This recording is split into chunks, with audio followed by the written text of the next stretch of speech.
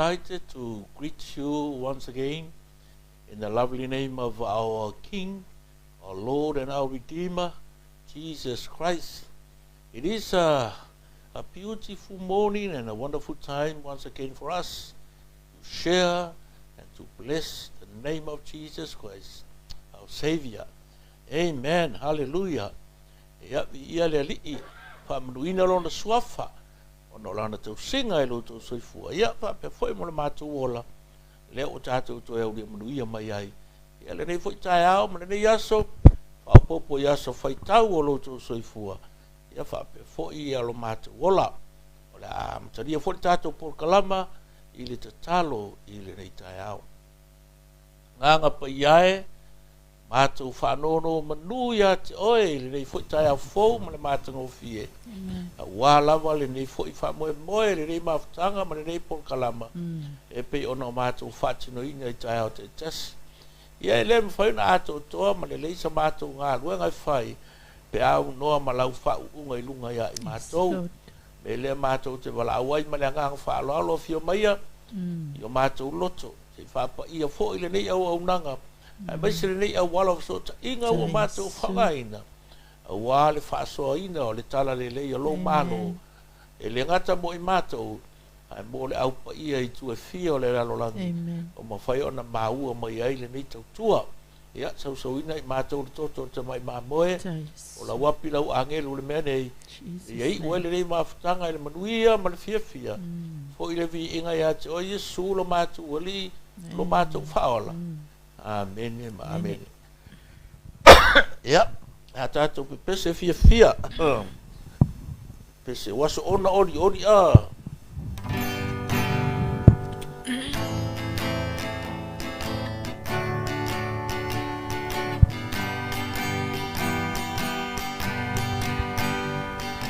was ona oli nei. Lo ulato ya Yesu Ua ya fala ya te auola Le pese fo Pese aleluya o le la Lo wanganga o Yesu Sue o le faolama Ua o oli ai o le tau totongo ai la au lo uola ua whai nei talulo na lo whai a te a ua mu wai mea lele pese aleluia o le la lo wanganga o Yesu sue o le whaolama ua oli ai ola mai se pama ua toto olo e sulava le pongai ola ua mio fo pese aleluia o le la lo wanganga o Yesu sue o le whaolama ua oli ai o mea ila leolanga nei ato le atali Olo le tofi e le lei olo Wa mausari Pese ale O le la lo wanganga o Yesu Yesu o le faolama Ua oli ai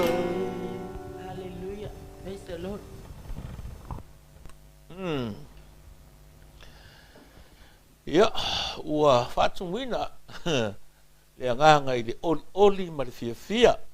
Le asolona lua o le nei masina, ua whatupu ina pēa e le atua lo tō soifua le malosi, le ola maloloina, ia o whaau lava le tātou wholaunga, le tātou au nanga ia te ia, so se tafa le rangi, o le lava le tiute le whaiva, ia mana tua lava fo i tātou, ia whaia mea uma e wholinga o lo tātou au na ia te ia, a wai le tutusa tātou matata, ia mai se fo i tāleni ma mea alofa wa au mai tātou te ngāru lue ai, nisi o lo ngāru lue i whalemai, nisi o lo ngāru lue i lungo le awala, ainga o le saunga le mū, e pe ona eia li imta mo i tai leo leo, i wha pe fo i lātou o lo ngāru lue i tonu o whale a onga, ma so se tafa le lalolangi, so se tiute, ale mea tāua lea, ia whaia mea uma, e pe o lo whaafia fia i lea tua, Halleluja, amen, ia o le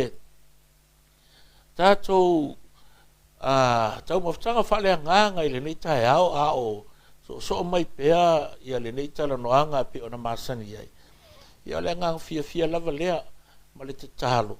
Ia whapena lava no fi wha wātau, ia nei fo i motu ngā awha ma tala langa i lofi ngalo. Ma vea ma wha maro si au ia te oe, i lau au nanga i so se i tū olo e ngalu ai.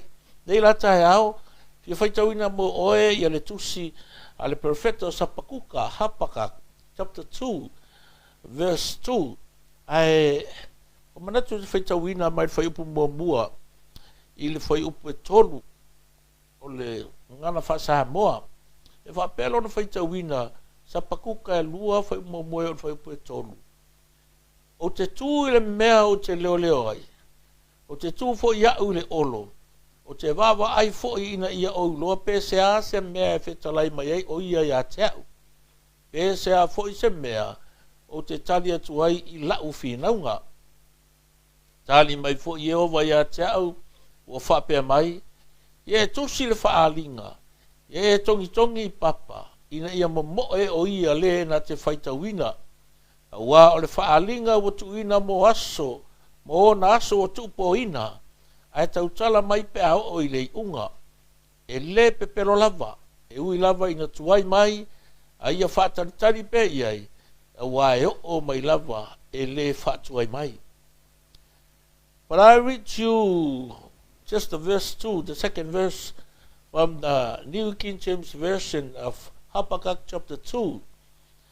It says, Then the Lord answered me and said, Write the vision and make it plain on tablets, that he may run who reads it.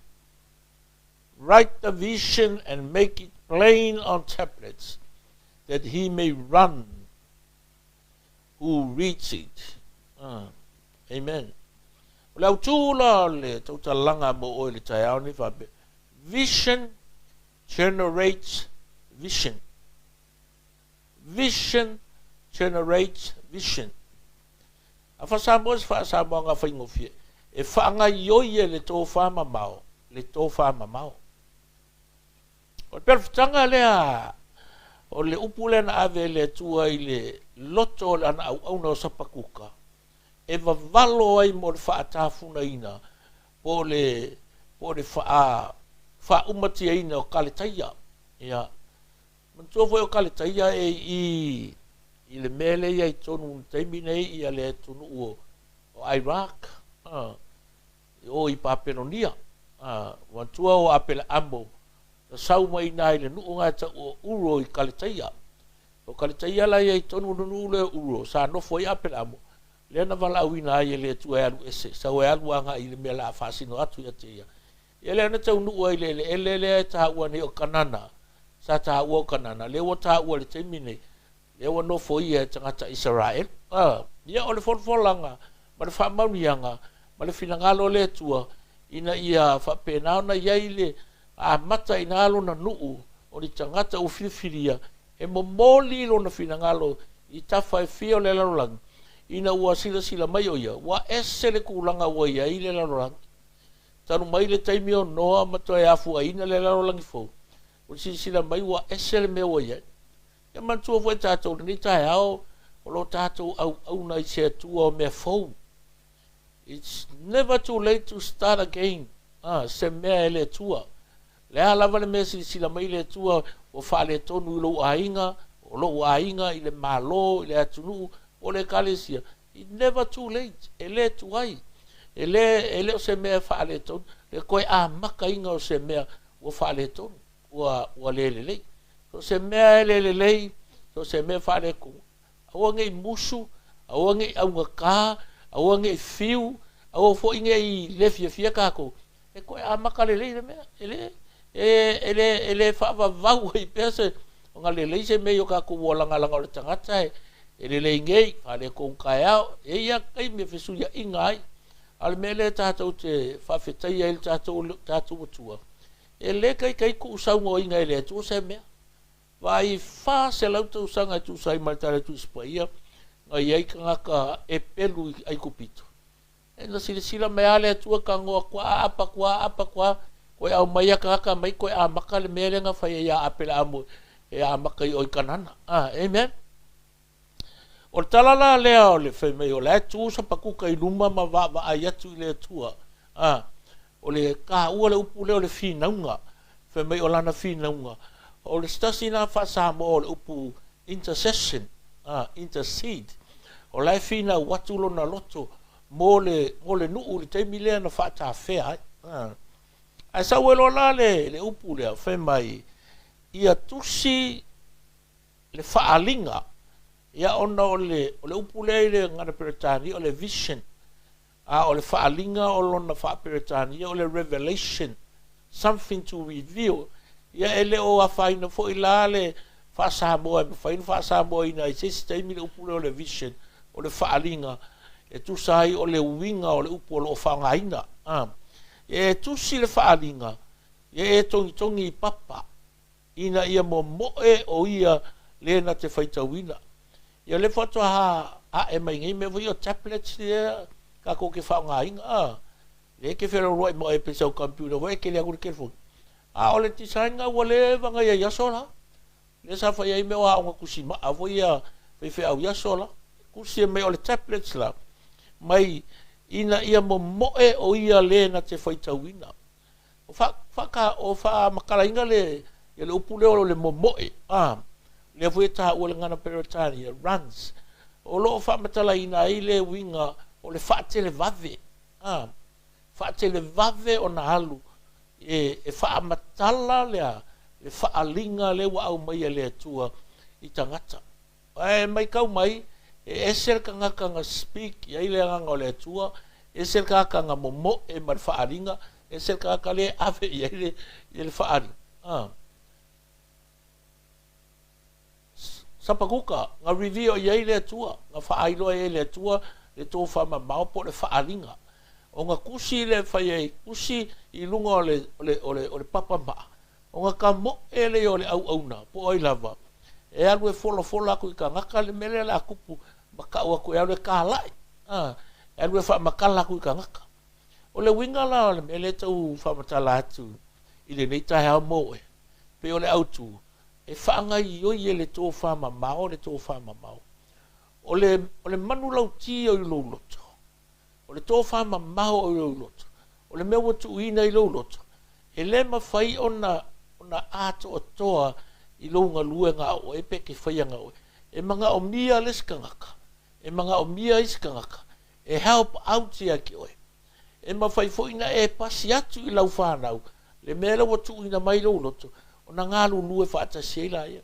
E mawhai foi ona e pasi atu i lau e kālesia. Ia le community, ia le tō whama mau i lau loto.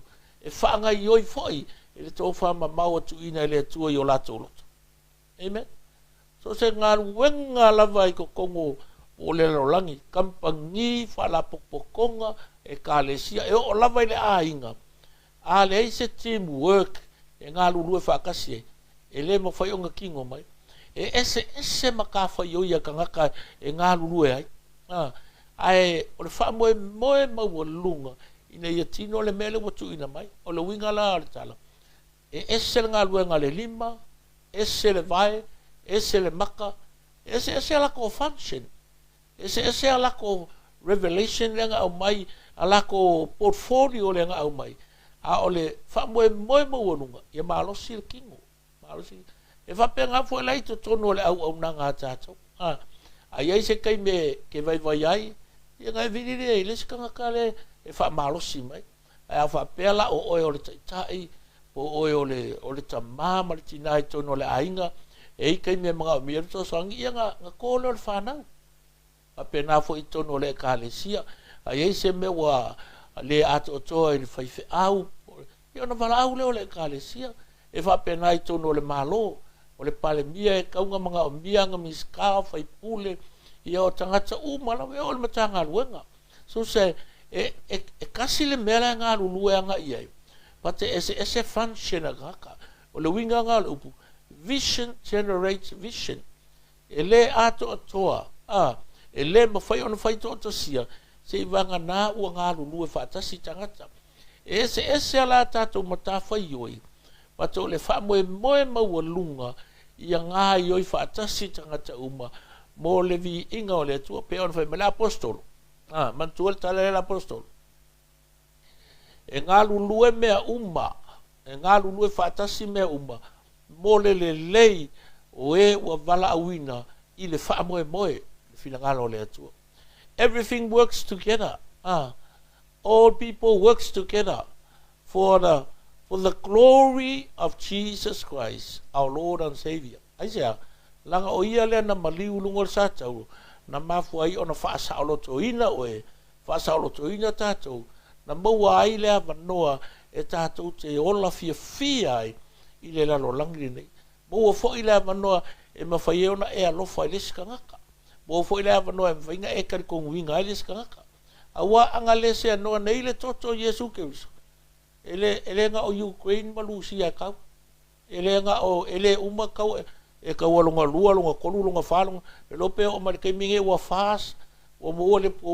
le limas fulu afe o kau e uia la kau aga nga a le langi e samo o le taunu watu o le tala le lei samo na utu o le toto masa na umai fe vai inga uma kau e ka kau anga kau kai mi uma wala nga le fia lo le skaka o kau lo o upu o kala patu ale mafai o nga koe ho o ile melga lenga ua tātou tali tonu i le whaola tanga Yesu Keriso e ala mai i le toto na malingi i Kalvaria o le winga lan whamtalanga o lea tātou te ngā lulue o lea tātou te au na matautua i le atua e uina ese ma ngā vai tātou te iai e uina ese o tātou tiute ma matafa ioi ai o lea e whaatino ina e tātou le whina ngā lo le atua pe ona whai mai le mau le nei tai au it is vision generates vision e ola lesi tō whamamau ona o lesi tō whamamau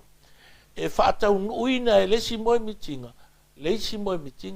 e whaatau uina e lesi tō whamamau lesi tō whamamau o le manu lautia oe e mawhai ei ona ola le mafu anga na au mai e atia e whapen whanafo e atia e pia koe ngā me whangani ke mga omia awe ke musu ia ke au awe ke ika ia ke au usape ke le fia ia ke au mau fōringa mau kala e mau ki ngoa e ke mga omia ale ai au ele a ko e whapenga voi la au ia oe usape o ke whalonga koe le fia ele manga ia au kala e whaime ke au ia o waku pea walanga i kakau o ele a ko le mero ke whaia pe a ele fsosongi mai ia ke au o ke le iloa le mea le la a whai a o enga iei lau loa luinga me vo le skillful vai me mo au kalo ai me sia meu group games foi group sports foi e pe o le lakapi o le soka o le volley o le hockey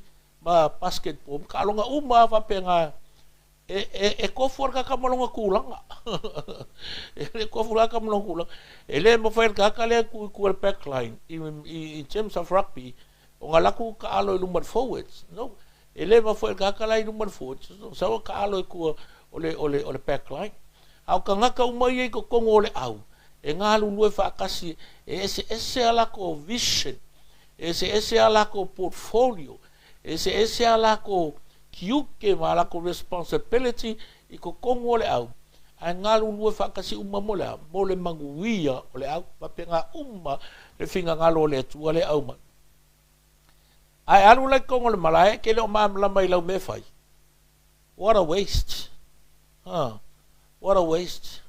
There's no point of going in the field not knowing o le ale me ke kaunga e ngai whai. Ai alu konge whaku ki alu ke proper, ai sa ku o le lainga o le full peki po le I kua le pekline. Ma kua mai mau kai, e pa ale me ole e vai mai ia le lo fani wa ko ko lo fo le sap sau kua. E fa penga foi la e ka kau onga e sila fia e ta tau ona o loa. O le ale wala awina o tātou mai le tua. O le ale me wa tu tono o ele atu tono tātou. E sau le e tenga lue ai I ngalwanga po le kalesia, ia po le afea, po le whala po tonga po le malo. Ia, e wa pia fo I tono le ainga. E feola mai ki kongo kako whangau, e se uma mea fia iai. Awa e se uma mea uinga ele atu e kofur ka ngaka ma le mea lofa, o le kālengi, o le vision ngā umai ele atu e lona langa. Ao ngā mea umai ngā lulue whātasi uma, mo le benefits o le ainga, mo le lei o le nuu, mo le manui o le kalesia, ai mai se o le soifuanga ma le olanga le. Usala ku fa solo fo nga le olanga e kakau nga iai. Ika iavi ia le. So my part as a minister, as a leader, as a pastor is to lead, to develop, to train, to teach the followers, the disciples, the young leaders inga ia kukupu ai e mawhai fo i ngā wu e lako me le lei watu ina le atu e la tōloto e mangui ai le kalesi e mangui e fo i le lako wolanga. So when we stir up each other's vision, the divine deposit of destiny starts flowing. Amen. E me ka ua ia e olo inga na fiso kai ia tō whama mau a lesi tangata, ma lesi tangata. Pa mai ona a mata lo lei nana tātou loa atu. Le kāwilinga le lei, ma se kaungu unga le lei. O le aho o iei le wha moe pe ona au mai. So vision generates vision. Dreams generate dreams. It's just whaiwhi au na vili stasi iana tangata whaingaluenga. Mai le o le seaso na ua faisi pisi ua aiwa le ato to fo ile le malosi ole au na vili lona e langa kamalea vai akwa ole o mai e a kali mai ile langa assistant o mai palonga ku le ile mere ke mga oi a fa ku kala le ai ole ngo mga oi ke kala ngo mai e ke fa ku ia le assistant pastor. Nala winga lau kala. Fai mai sau kala. Mga fai mai sau kala e kia. Ia, o lan mo kupu. Ise mo fale kong. Le ise me fale kong. Le ise me okupu pawan me lo ke mga. E fai mai sau kala e kia. Fai akuro la iar kala assistant pastor. Ia, o lan kala ke mga ke fai aku e kia. Fai mai kala ale fai fea. Fai mai sau kala e kia u po fea le ke hanga i e. Tell me what you are going to do with your life. Tell me where are you headed. Let me know I'm not alone in pursuing a vision. Mai kala fe ka mai e ke au po fele ke anga i. O le mele ke mafo fau ye. Ia o loa po le kulanga le o ke ai. Pe o le nga o ha u le e nga lue le ko fa mamao le. Pe o le ke ye fa kasi malolo. Vai mercado, carro foi e me vai pegar, aquela a susole, e vai me vai pegar a caco. É o ar e vai lá o que não faz, o vai. O fele e aí, o arco langa e aí, o lá o mele fai. O ir uma fofo po fel mela o anga e. E quem me vai pegar mga bia caco, cal ngo anga fanga, o fesile, o fe com o ale mele que anga e. O fele la anu o e. O ko wo mai o ko loko le mele vai fa pengai ele nga kai I ka ko immediate family e fa pengai extended family o me fa nga le ali nga fai me o reunion ma me alumni I fa la popo konga maonga e fie lo fo nga le poko ye loko ka nga I le aonga ye loko ka fa la popo konga that's why ele nga create ya me nga o o lamna e le ngaka ia onga whaalapu pokonga e maso se mea e le o i meo au ka alo e fia i lopo fele e loko ka ngaka po o ngā lulu e whakasi le mea we need that e ke mga o mia you need people around you who believe in dreams that are even bigger than your own so you can keep stirring up your vision e o ngā lalo i loa mea ngā e ke iloa po fele ka oko nga iai i le kauunga o lau tō whama mao le iai. Amen. Vai mai le kahua ke le nganga o le neita ope o na whasoat. O le kalanga sapakuka. Vai mai sapakuka. A wā o le whaaringa o tuina mo na aso o tupoina. Ai tau tala mai pēha o i le unga. E le pepero lava. E ui lava ina tuai mai. A ia whaatantari pe iai. A wā o mai lava e le whaatuai mai. There comes a time. O le ua umaku mai makako ngā rua whakas. Ia kako kilo i le kau unga o le mele kako ki whaia. Ai whape whea o kau hus kau unga manguia. Ina ua ngā lulu e whaatasi tātou. O launa na tuina atu. Whape a fo i le mena tuina mai atau. Inga ia kau muu le manguia. E le ai te singa whaia e le akua. I laulangi e ola whaia inga. Le ai. O ka ngaka umanga whaia. Ia ola manu malo. Ia ola i se ola manuia.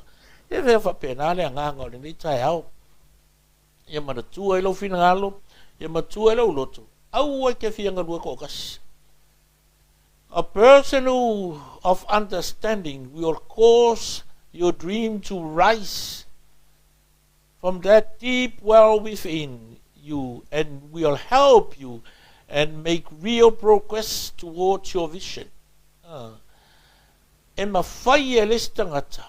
Ilanga skill, yanga techniques, yanga methods, ona ta talaina le tō whama mau tu ina i lo loto, ma whata unu le moe mitinga le ia te oe, ma o ko i se tūlanga manuia, whape ngā fo ia oe, i ka ngaka lai o le winga o lautala, e ke mga o mia lo uso, e mga o mia lo uso oe, e le ai se ka ngaka e kue pe o se la au, pe o se maunga, e le ai se ka ngaka e whape ngā, you can't fight alone. You can't walk alone.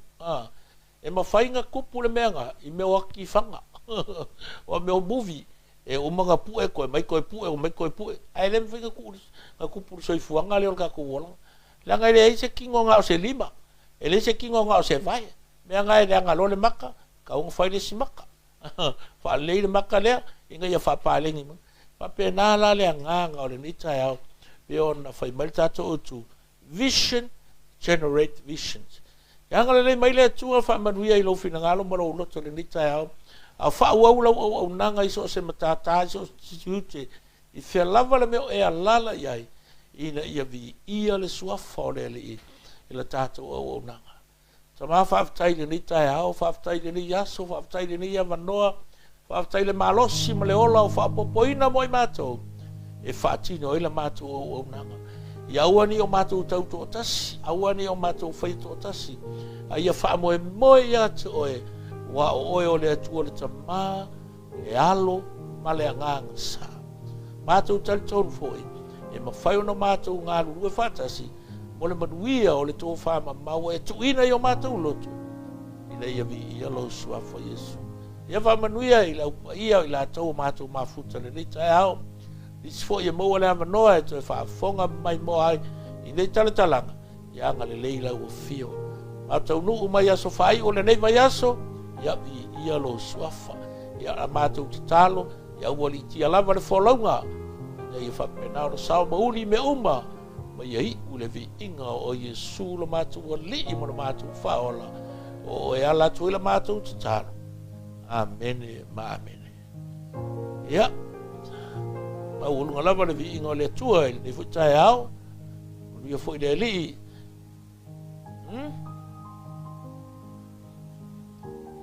Aya. O le aso sa ngei. Ia, o le sanga e